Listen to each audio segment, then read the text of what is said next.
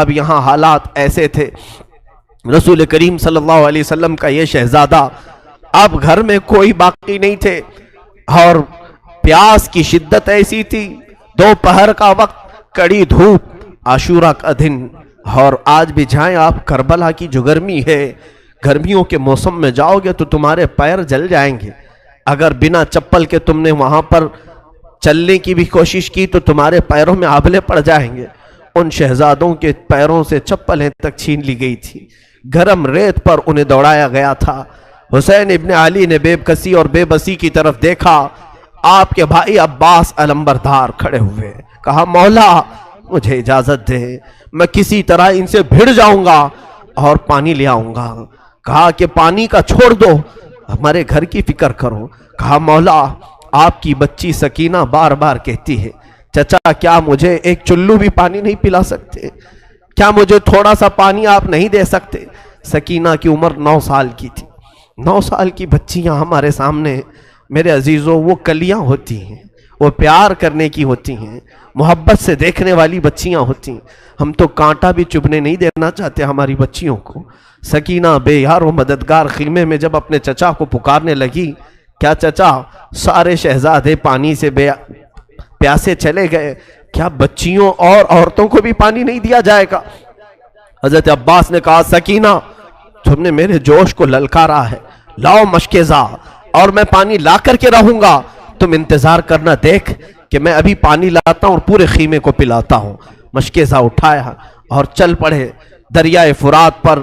آپ تلواروں سے مقابلہ کرتے ہوئے پورے یزیدی لشکر کو چھانٹ دیا اور کوفہ کے یہ بزدلوں کی فوج میں سے نکلتے ہوئے دریائے فرات تک پہنچ گئے۔ فرات میں پہنچنے کے بعد آپ نے دیکھا پانی جوش مارتا ہوا، ٹھنڈا پانی، ندی کا میٹھا پانی، اور مشکیزہ ہاتھ میں ہے۔ اٹھایا۔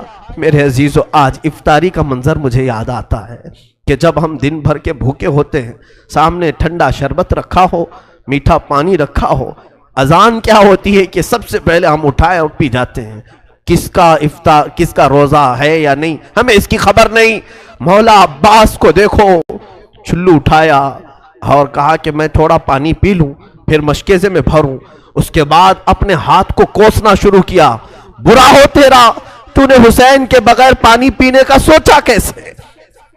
چلو سے پانی پھینک دیا اور کہا مولا حسین اپنے خیمے میں پیاسے، بچے تڑپ رہے ہیں اور عباس یہاں پہنچ گیا ہے تو کیا پانی پی لے گا؟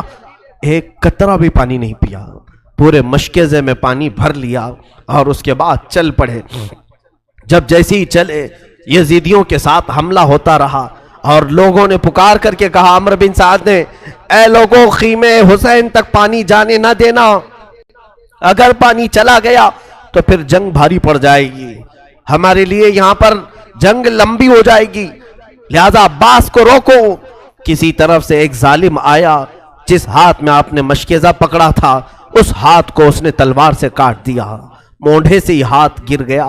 آپ نے دوسرے ہاتھ میں مشکیزہ اٹھایا، ظالم نے تلوار چلائی، دوسرا ہاتھ بھی کاٹ دیا۔ عباس کو اسی لیے کہا جاتا ہے کفین، ذوالکفین، 2 ہاتھ والا، سب 2 ہاتھ والے ہوتے ہیں، لیکن عباس علمبردار کے دونوں ہاتھ جیسے نکلے، اب بھی مایوسی نہیں تھی، اپنے دانتوں سے مشکیزہ اٹھا لیا۔ وہ پانی کا مشکیزہ جو ہوتا تھا چمڑے کا، دانتوں سے اٹھا لیا اور کہا میں پہنچا کر کے رہوں گا خیمہ حسین میں۔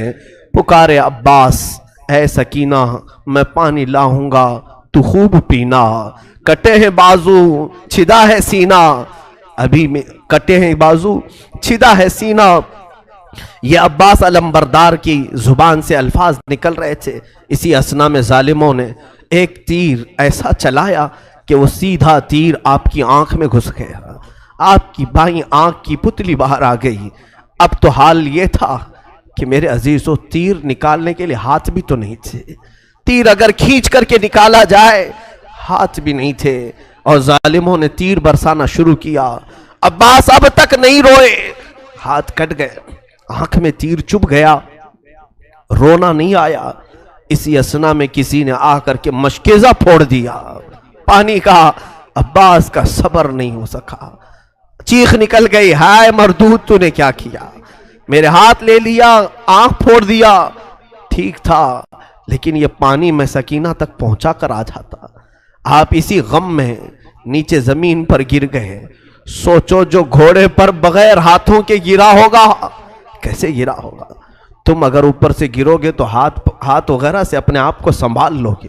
دونوں کٹے ہوئے ہاتھوں سے جب کوئی گھوڑے سے گرتا ہو, چاہے وہ منہ کے بل گرے کہ سر کے بل گرے, کس طرح سے گرا ہوگا. جبکہ ایک آنکھ میں تلوار ہے. پکارا اپنے بھائی کو, اپنے بھائی امام حسین کو پکارا. مولا حسین دوڑتے ہوئے آئے. راویوں نے لکھا ہے کہ حسین ابن علی اتنی تیزی سے دوڑتے ہوئے آئے کہ پورا امامہ کھل گیا تھا اور کپڑے الجھ گئے تھے. دوڑتے ہوئے آئے, عباس کو اٹھایا, سر لیا, اب بھی جان باقی تھی. کہا امام علی مقام سے کہ ہاتھ دونوں نہیں ہیں, تیر آپ اپنے ہاتھ سے نکال لیں. دونوں ہاتھ کٹے ہوئے تھے. امام علی مقام نے تیر آنکھ سے نکالی تو آنکھ کی پتلی بھی تیر کے ساتھ باہر آ گئی. دوسری آنکھ میں خون جمع تھا.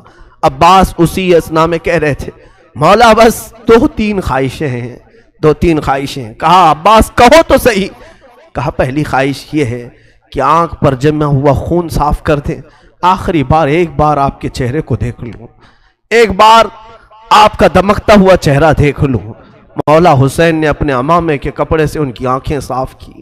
جب آنکھ کھولی تو عباس سے کہا اور کیا خواہش ہے بتاؤ. کہا مولا میری لاش کو اٹھا کر خیمے کی طرف مت لے جانا, خیمے کی طرف نہ لے جانا. کہا کیوں, ساری لاشیں تو میں نے وہیں جمع کی ہیں. کہا عباس کہنے لگے مولا اس لیے کہ میں سکینہ کا مجرم ہوں, میں اس کے لیے پانی کا وعدہ کرایا تھا, بغیر پانی کے واپس میرے جانے کی ہمت نہیں ہے. میری لاش کو یہیں چھوڑ دے, اللہ کے واسطے میری لاش خیمے تک نہ پہنچائے, کہیں سکینہ ناراض نہ ہو جائے, کہیں وہ میرے خلاف نہ بولنے لگے کہ پانی کا وعدہ کیا اور لایا نہیں.